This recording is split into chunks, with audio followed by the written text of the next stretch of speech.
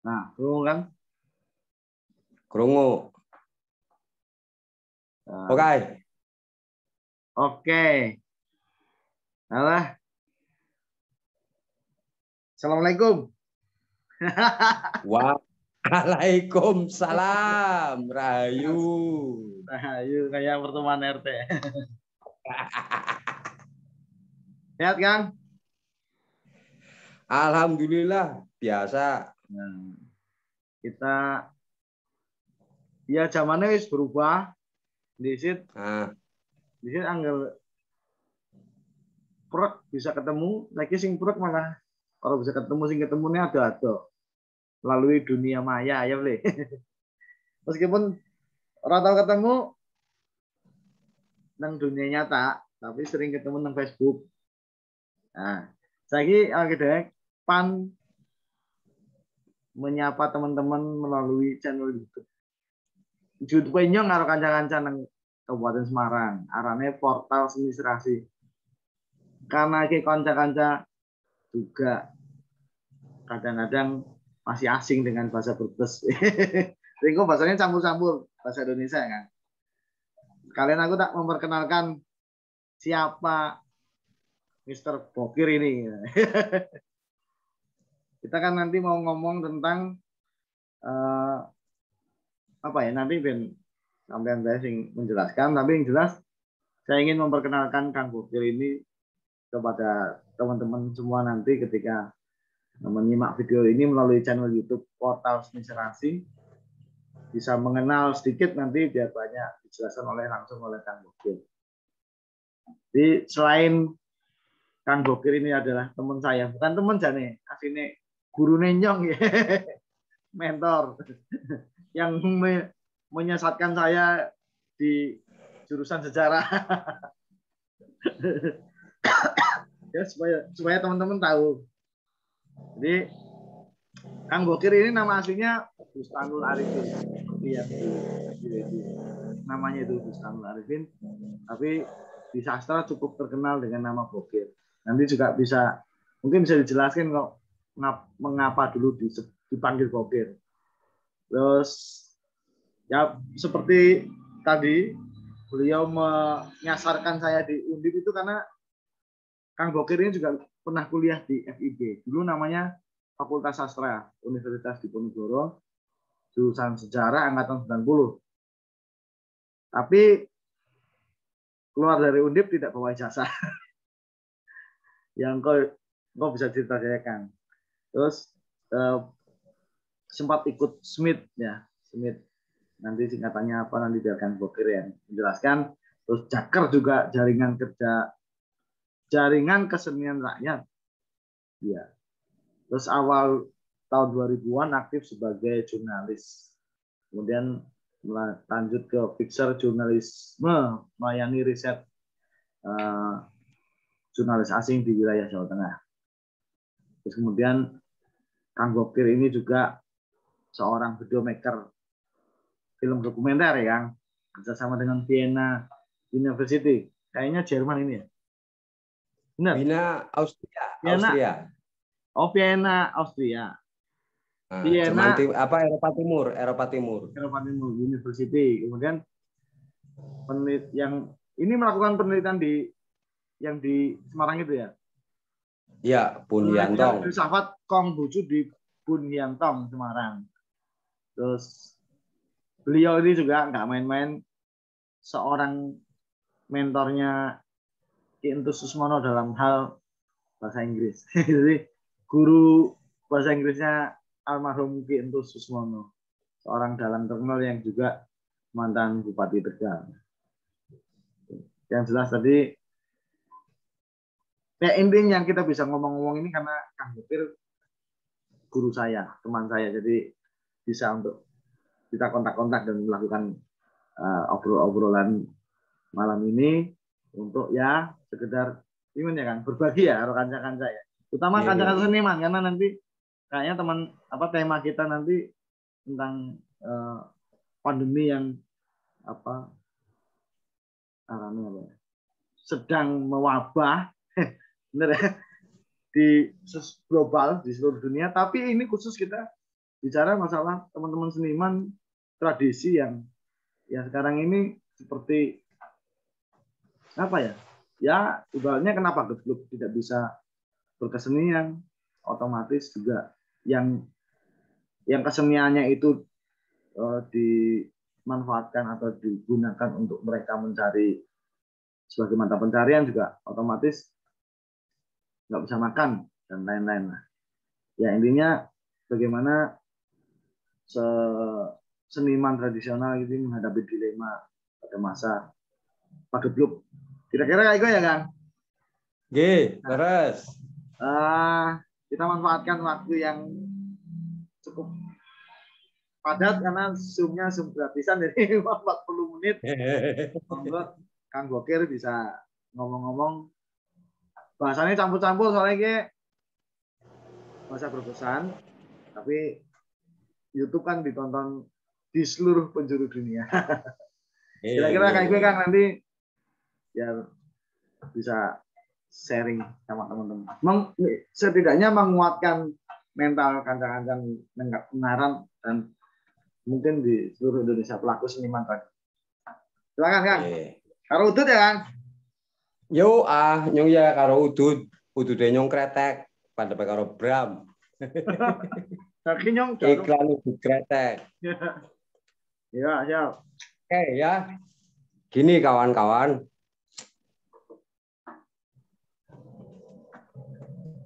Sorry kalau pakai terminologi kawan-kawan, bukan sahabat. Karena seniman itu sesungguhnya kawan. Jadi begini. Saudara-saudara. COVID ini saya cermati karena saya memang terlibat jaringan jurnalis asing. Saya cermati sejak munculnya pertama di Wuhan 2019, kita cukup intens lewat WA ataupun lewat Gmail ataupun lewat media sosial lainnya untuk diskusi masalah COVID ini dan imbasnya pada masyarakat sampai sekarang. Tapi yang menjadi concern saya ataupun perhatian saya yang paling intens tentunya pada nasib seniman-seniman yang ada di daerah, khususnya yang sama sekali mengalami gegar ataupun kaget. Sampai-sampai saya pernah di media sosial itu ada upload sebuah lagu Jawa yang awalnya seolah-olah benar, tapi itu sebetulnya intinya keliru. Karena di dalam lagu Jawa itu awal syairnya bilang corona asale soko Cina, itu salah. Nanti kita akan ada perdebatan itu di lain hal. Tapi saya dengan Bram malam ini mau menjelaskan tentang dilema seniman tradisional di musim pagebluk. Yes. Hampir lebih dari 50 tahun. Jadi lebih dari seabad lah misalnya. Seniman-seniman tradisional di kita, di Jawa Tengah khususnya, ataupun di Indonesia, itu semua serba siaran langsung, serba bisa menyentuh audiens, serba bisa interaksi langsung dengan audiens. All is interaksinya real. Misalnya jalan lumping yang guling-guling bisa nyenggol penonton, wayang kulit ya wayangnya mencolot bisa dijukut penonton, tari topeng ya angger katoknya melorot ya bisa jadi penonton dan sebagainya. Nyaris 1 abad terakhir seni tradisional itu berinteraksi dengan audiens.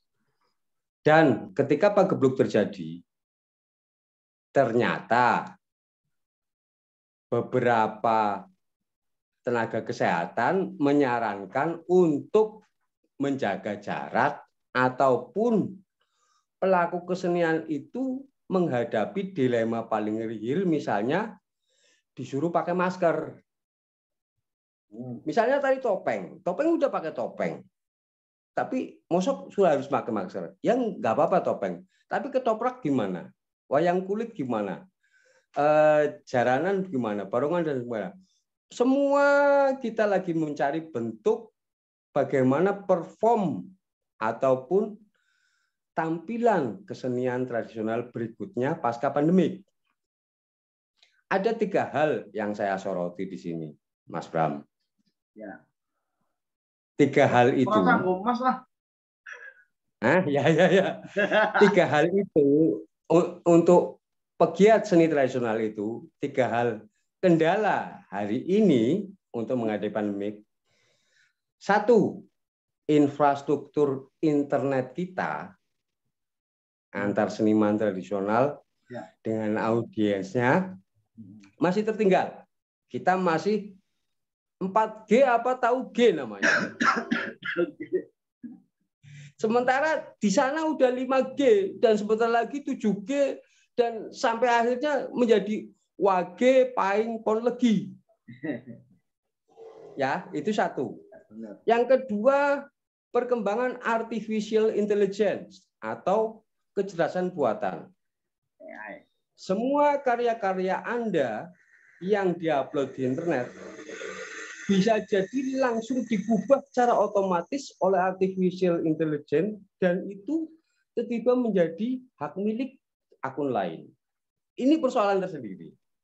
Oh iya. Sampean sebetulnya punya hak asasi untuk ide di artificial intelligence, ide sampean bisa diokupasi ataupun diakui oleh akun lain.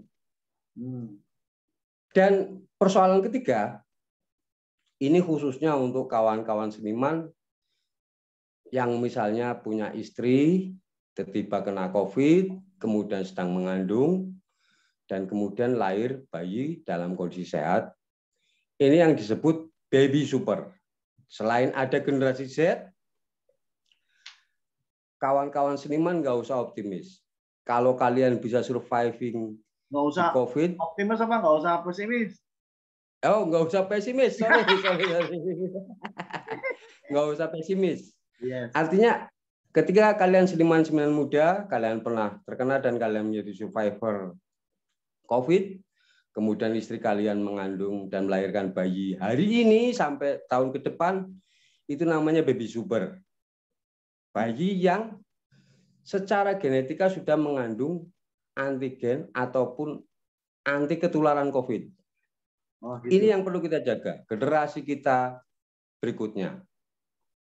Makanya, kalau sampai kemudian ontran-ontran terjadi dan mengubah penguasa negeri ini, bayi-bayi super ini siapa yang ngopeni? Itu nanti pembicaraan ketiga. Sekarang pertama dulu, yang tadi kita cuma bisa menikmati 4G ataupun cuma bisa soto tahu G. Ya. Untuk siaran langsung waktu panjang aja kita terpaksa masih nebeng gratisan. It's okay, no apa-apa. No what, caranya bahasa Inggris tidak apa-apa. Saya yakin yang mengelola negara ini juga ikut memikirkan itu karena pendidikan sekarang juga butuh sambungan internet merata se-Indonesia, juga butuh sambungan internet untuk ekspresi seniman-seniman tradisional. Untuk menghadapi dilema internet yang 4G, 3G ini, butuh kreativitas berupa lebih banyak belajar pada tingkat-tingkat elementary, pada tingkat-tingkat dasar. Ngupload video juga nggak usah kualitas tinggi, nggak apa-apa. Ya, suara nggak usah kualitas, tapi tetap produksi, tetap berekspresi, tetap berkarya. Karena kultur. Seniman tradisional adalah ujung tombak dari bagaimana Indonesia ke depan. Ini kultur, budaya. Kemudian kedua, menghadapi artificial intelligence. Mau tidak mau, yang tua maupun yang muda, mulai sekarang harus sinau soal aplikasi. Aplikasi kalau bacanya cepat nggak masalah, tapi kalau pelan itu saru. Aplikasi gitu. Manfaatkan teknologi, cari pengetahuan sebanyak mungkin agar bisa mengekspresikan. Kita tahu misalnya seniman-seniman yang sambungan internetnya sudah canggih bisa kolaborasi lewat multi video, multi akun. Bahkan beberapa kemarin Foo Fighter ataupun Rage Against the Machine masih bisa tampil secara virtual. Full personil, tapi mereka pakai Zoom. Yang bass juga di rumahnya, yang melodi juga di rumahnya. Nah, suatu ketika juga mungkin wayang kulit ataupun ketoprak gitu. Tukang kendang-kendang dari rumahnya, tukang kecrek-kendang dari kecreknya, dari rumahnya dan sebagainya.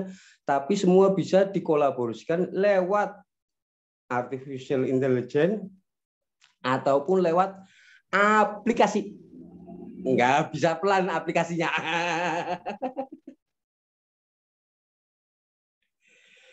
Dan soal baby super, jagalah kesehatanmu, juga jagalah keluargamu.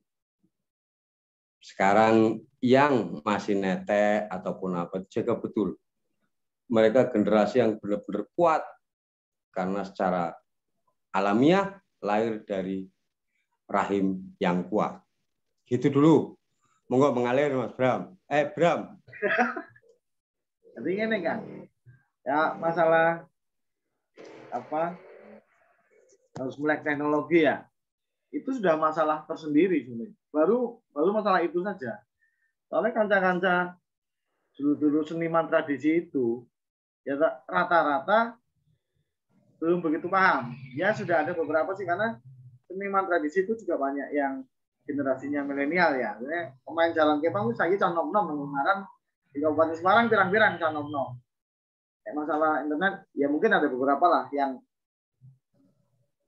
belum melek internet, tapi ya gimana ya untuk generasi yang tua itu susah, tapi itu bisa diatasi sih misalnya dengan mungkin minta bantuan kepada generasi muda yang cukup melek internet. Cuman yang sih jadi masalah untuk seniman itu sebenarnya bukan masalah berkarya juga sih. Yang jadi masalah itu yang sekarang krusial itu masalah perut kan. Jadi seniman tradisi yang memang mencari sesuatu nasi itu melalui kesenian. Jadi mau misalnya katakanlah berkarya bisa melalui teknologi ya, kayak Foo Fighter atau apapun ya yang main dengan teknologi yang bisa main di rumahnya masing-masing, mungkin tidak terlalu butuh segala istilahnya. Ini yang terjadi, misalnya mereka melakukan itu, tapi hal dasarnya tidak kena. Simpan bayar siapa istilahnya? Simpan nanggap siapa? Itu masalahnya ngono ini. Jadi masalah teknologi mungkin bisa minta bantuan ke teman-teman yang paham. Tapi rata-rata perbincangan di sini bisa wayangan streaming bisa wayangan. Pertanyaan sing arep nanggap sapa ngono. Teman-teman di sini. I see. Nah, ya. Gimana gue? Menurut sampean nggak? Jadi begini, seperti tadi kita lagi terkendala soal sambungan 4G, ya.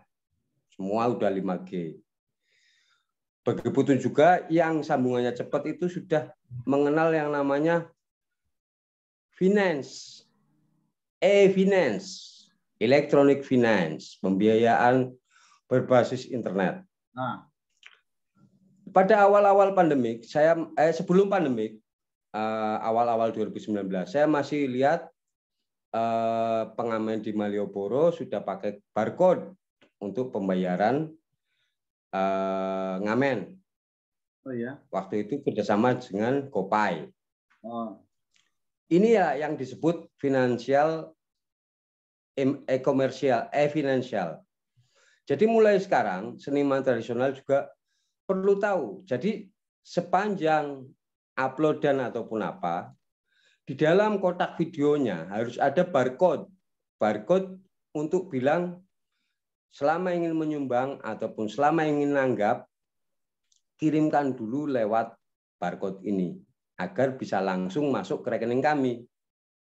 Artinya gini, pembelajaran tadi soal internet dan pembelajaran aplikasi terbarukan. Sekarang inilah kendala yang paling agak rumit juga. Mengajarkan kepada kawan seniman e-financial dan e-commercial. E-financial beda dengan e-commercial. E-commercial, komersialisasi lewat internet, kita menjual. Tapi kalau e-financial, kita bisa menjual dan pinjam. Tapi bukan pinjaman online. Bukan pinjol. Hati-hati dengan pinjol. Tanggapan ataupun pihak-pihak yang mau nanggap nyumbang bisa langsung menanyakan langsung akun kode kebutuhan finansial para seniman muda yang sudah terintegrasi lewat internet. Jadi sekarang beberapa akun media sosial seniman di mana-mana sudah menyertakan barcode ataupun sudah menyertakan kode finansialnya mereka masing-masing. Jadi sebelum mereka request itu sudah diberitahu. Sudah diberitahu. Caranya untuk punya barcode e-finance itu gini. Caranya bagaimana untuk mendapatkan barcode itu? Cara paling mudah sekarang ikuti aplikasi GoPay. Ada lagi di Telkomsel, namanya T-Cash. Udah banyak itu aplikasi. Yang resmi-resmi, yang sesuai dengan petunjuk OJK, udah banyak. Makanya tadi bilang seniman tradisional belajar aplikasi-aplikasi. Aplikasi yang dibaca cepat, bukan yang dibaca pelan. Aplikasi. Langkon gitu. Juga sama. Langkon jangan yang mereknya Tole. Kalau itulah jadi jangan yang mereknya Tole soalnya jadi itu yang dilemanya gitu. Makanya saya sepakat dengan judul dilema itu gitu. Beberapa seniman belum tahu namanya e-finance, e-commerce, bagaimana mengamen sambil nunjukin barcode sehingga tuan rumah nunjukin HP langsung senit udah masuk. Tapi ketika daripada mereka melakukan pertunjukan melalui secara virtual, itu nanti bisa dimunculkan barcode-nya di videonya. Bisa, di layar bisa. Itu orang sering mau bayar tinggal scan barcode gitu. Ya, tinggal scan barcode-nya. Jadi sebelum streaming ataupun sebelum perform, sepakati dulu. Dibuka oleh MC pertama yang ngomong, bersama barcode. Wina Walen mau nyanyi, tapi gitu. Penyanyi Cirebon kemarin-kemarin sudah gitu. Sudah nanggep satu lagu, yang nanggep beberapa TKI sama TKW yang dari luar negeri. Itu mereka udah nyertakan barcode. Bram bisa lihat di channelnya Dian Anik, penyanyi Tarling terkenal. Ya. Itu dia udah nyertakan barcode, sehingga dia disawer di channel YouTube oleh kawan-kawan. Iya, oleh kawan-kawan TKI dan TKW di luar negeri yang kangen lagu Tarling, dia udah nyertakan barcode-nya. Itu ada channel penyanyi Cirebon udah, karena udah disawer sana, teman-teman luar negeri udah ngajarin sama penyanyinya itu harus menletakkan barcode dan hanya nggak lewat YouTube. Mereka perform lewat WeChat, mereka perform lewat beberapa sosmed yang bisa menambah income mereka. Cirebon sudah terjadi itu. Iya. Jadi ya memang Kang. Jadi sekarang masalahnya memang kemauan tinggal ya sebenarnya. Cuman kemauan ini ya ini nanti dilema juga. Dilema satu sisi mau bergerak atau jangankan bergerak, berpikir dalam kondisi lapar itu kan berat kan. Ya kan? Itu masalahnya kan di situ. Jadi seperti mana anak ayam dengan telur, ngurusi utang digit apa berkreasi untuk mendapatkan asupan perut kan ngono. Ya memang dilemanya di situ teman-teman yang memang seniman yang profesional ya, artinya profesional itu bukan terus hebat enggak. Profesional itu artinya seniman itu menjadi profesinya untuk mencari makan sehari-hari. Dilemanya di situ. Kongkon mikir, ngutangnya ngelih. Karena pandemi ini sudah cukup lama, sudah hampir 2 tahun kan. Artinya 2 tahun mereka nggak mencari kerja, nggak mencari uang, nggak mendapatkan penghasilan. Jadi wis akeh kanca-kanca sing seniman profesional itu sing musisi ya mungkin banyak menjual gitarnya, sing mungkin dulu pelawak, kan ada alat ya, menghabiskan tabungannya untuk hidup sehari-hari. Jadi di masa-masa seperti itu berat untuk disuruh mikir. Jadi ini men caranya ya. untuk Ya. meringankan supaya kemauannya itu muncul gitu. Ya, sampai sekarang pun, sampai malam ini pun, lembaga kesehatan tingkat dunia yang namanya WHO tidak bisa memastikan kapan pandemi berakhir. Ya. Ya. Mereka hanya bisa memberi rekomendasi kepada beberapa negara yang progresif melawan COVID ini.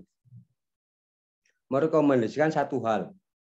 Besok kalian harus mulai akrab dengan virus ini. Kalian besok harus hidup dengan virus ini. Bagaimana caranya akrab? Bagaimana caranya hidup dengan virus ini? Vaksin. Vaksinasi. Itu rekomendasi baru satu. Artinya sampai sekarang belum ada kepastian kapan pagebluk berakhir. Tapi ada satu hal yang membuat kita optimis.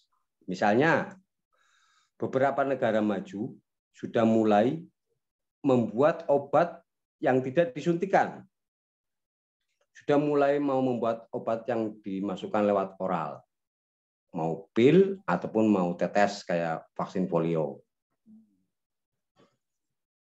Negara-negara maju itu penelitian riset melawan COVID-nya sudah dibantu superkomputer.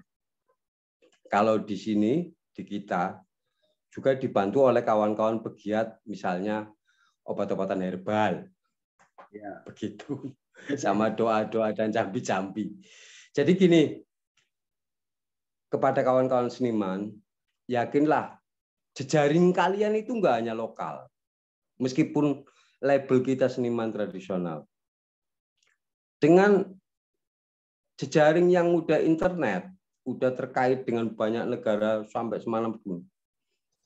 Tetap ada respect, tetap ada penghormatan terhadap karya tradisional. Tapi ada satu tuntutan di sini.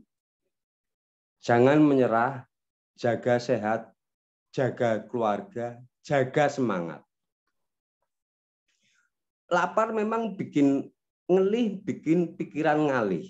Tapi sebelum ngalih, kudu sinau daya linuwih. Ya. Daya linuwihnya ya belajar aplikasi sama internet itu. Pembayaran internet, upah internet, tanggapan lewat internet. Itu dulu yang kita sikapi sebelum obat pandemik ini ketemu ataupun sebelum ada pengumuman herd immunity ataupun kekebalan massal terjadi. Memang pandemik ini di luar logika. Filsuf modern sekarang, misalnya kayak Slavoj Žižek yang filosof yang Eropa yang lagi ditakuti itu sampai bingung juga menghadapi pandemik. Dia menawarkan kekuatan organisasi gagal, mengeluarkan kekuatan negara gagal, mengeluarkan kekuatan komunitas untuk melakukan pandemik gagal. Konsep-konsep pikiran gagal. Karena apa? Belum ditemukan cara ampuh hingga obat ampuh menghentikan pandemi. Pandemik adalah suatu hal yang terjadi di luar nalar manusia dan nggak diduga. Dari abad ke abad sejarah, pandemik terjadi itu memang benar-benar di luar bayangan mereka. Tiba-tiba banyak orang mati, banyak keluarga kita mati. Tiba-tiba banyak kabar duka bertubi-tubi. Dan pandemik lebih ngeri dari perang, sedulur-sedulur. Lebih ngeri dari perang. Dalam waktu 2 tahun, Kabupaten Brebes saja 500 orang hilang nyawa. Ini lebih ngeri dari perang. Kalau perang kita masih bisa umpetan, nggak kena peluru. Ini virus. Tapi virus itu kok hanya mematikan sesuatu yang kita sebut potong generasi. Kok virus ini hanya mematikan yang tua-tua? Ini yang logikanya bingung. Karena secara tradisional kita menghormati, kita mematuhi, dan kita mengayu bagio yang tua. Di Pagebluk ini yang tua tiba-tiba harus dipotong oleh virus. Ini yang seharusnya kita hadapi hari ini. Ngaten. Ya, madan 4 gini terganggu ke salurannya. Aduh, ya inilah, ini salah satu kendala ya. Saluran internet kita belum memadai ya, ternyata ini terjadi pada obrolan kita malam ini. Ya, apa mana ya? Ya, sakit bersambung, makanya sambung malih. Kalau respon kawan-kawan bagus, kita sambung lagi. Oh Oke? iya, jadi ya cukup malam ini jam berapa sih kan? Obrolan malam-malam ya setengah 12 lebih. Ya mudah-mudahan apa yang disampaikan Kang Bokir ini bisa menambah semangat teman-teman dan menambah informasi tadi tentang menambah informasi, dan artinya informasi ini tidak berhenti ya, harus dicari informasi tentang e-finance tadi, bagaimana caranya ya, itu dikulik sendiri lah, nggak mungkin Kang Bokir menjelaskan itu di sini. Tapi seandainya ini teman-teman ketika video ini saya upload di channel Portal Seni Serasi, bisa menyimak, terus ingin tanya-tanya lebih lanjut kan kita bisa mengumpulkan daftar pertanyaan lah, kira-kira begitu, nanti kita bikin lagi seperti ini. Karena mau tak bikin live streaming ternyata belum mampu, Zoom-nya, aplikasi Zoom-nya yang gratis ternyata nggak ada fitur live streaming yang kita sambung ke YouTube. Jadi ya sementara kita record dan mutu gambar saya kan jelek karena memang dengan laptop, supaya bisa direcord di laptop. Karena kalau di HP ya memorinya nggak cukup. Gambarnya Kang Bokir lebih ganteng, masalahnya nggak HP. Ya, solusinya lebih bagus. Ya mudah-mudahan tidak mengurangi kenikmatan teman-teman untuk menyimak video ini. Gambar saya. Saya di Ungaran gampang ditemui lah. Jadi dengan gambar sing ora jelas, kawan-kawan ketemu wongnya. Dan Kang Bokir, terima kasih meluangkan waktunya, Kang. Matur nuwun sangat. Teman-teman, dan ya, share. Channel Portal Seni Serasi ini punya salam khas. Kalau saya tanya posisi, biasanya kan ngomong jawab posisi, jawabnya lagi OTW. Yang menjadi ora posisi Portal Seni Serasi. Oke. Ayo, tak jawab. Posisi Portal Seni Serasi. Iya. Sip. Sudah menjadi warga posisi. Ya mudah-mudahan kita bisa ngobrol-ngobrol lagi, Kang. Tetap sehat ya. Terus monggo.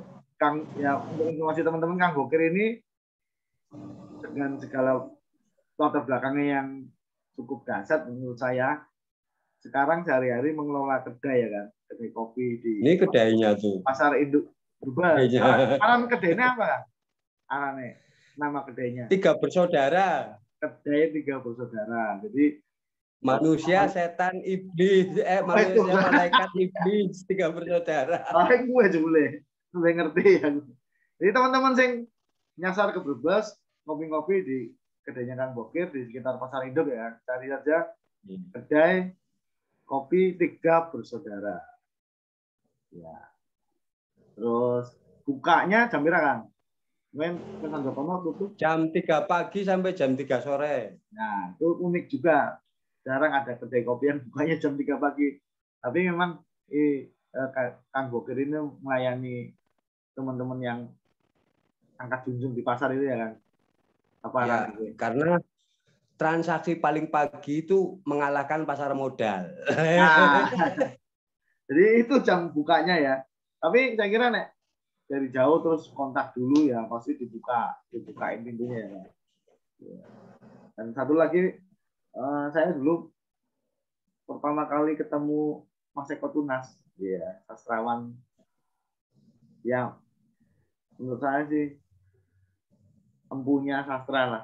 Saya yang saya kenal itu juga dari Kang Bokir dulu ketika dibawa Kang Bokir atau pokoknya saat Mas Eko Tunas waktu itu lagi launching buku kumpulan puisi yang terhormat rakyat kelingannya.